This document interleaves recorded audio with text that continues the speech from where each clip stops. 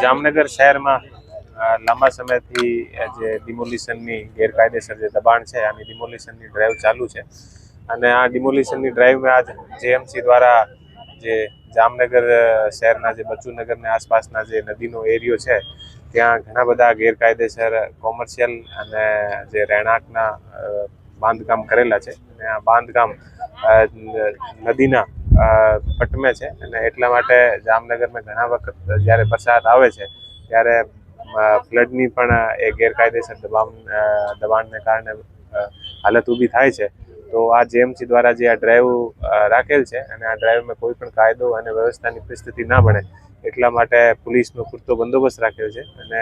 પોલીસના બંદોબસ્તમાં LCB, SOG અને DYSP city અને લગભગ 100 ને આસપાસ પોલીસની હાજરી છે અને આ જે દબાણ કાર્ય દૂર કરેલ છે આમાં લગભગ 1 લાખ ચોરસ ફૂટની આસપાસની જગ્યા છે જેની કિંમત લગભગ 10 થી 15 કરોડની આસપાસ બધી આ જે પ્રોપર્ટી છે જગ્યા છે આની કિંમત છે જે પર ગેરકાયદેસર દબાણ કરેલું છે અને સાથે સિટી સર્વેયર અને ડીએલઆરઆઈ પણ સાથે રાખેલા છે. તો કોઈ પણ જાતનો કોઈ પણ જગ્યા જે આપણે કોઈ હદ જોવાની છે તો આનો પણ તુરંત આ જગ્યાએ જોઈ. સર આગામી દિવસોમાં શું છે આ ચાલુ રહેશે?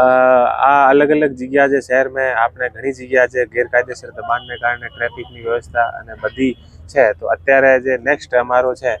આ બર્તન ચોક અને જે સુભાષ શાક માર્કેટ છે ત્યાં જે ગેરકાયદેસર દબાણ છે અને ત્યાંને દબાણને કારણે જે આમ પબ્લિકને જે પરેશાની થાય છે તો આ ઉપર કાલે આપણે જામનગર મ્યુનિસિપલ કોર્પોરેશનના કમિશનર સાહેબ અને અમે એક જોઈન્ટ વિઝિટ પણ કરી હતી બધી જગ્યા અને જોઈન્ટ વિઝિટ કરીને અને જે જગ્યા સૌથી પ્રાયોરિટીમાં લેવાનો છે આ પણ અમે નક્કી કર્યું છે. અત્યારે આ જગ્યાનું આજ ડિમોલિશન થાય છે અને હવે આગળની જે કાર્યવાહી છે આ સુભાષ માર્કેટ અને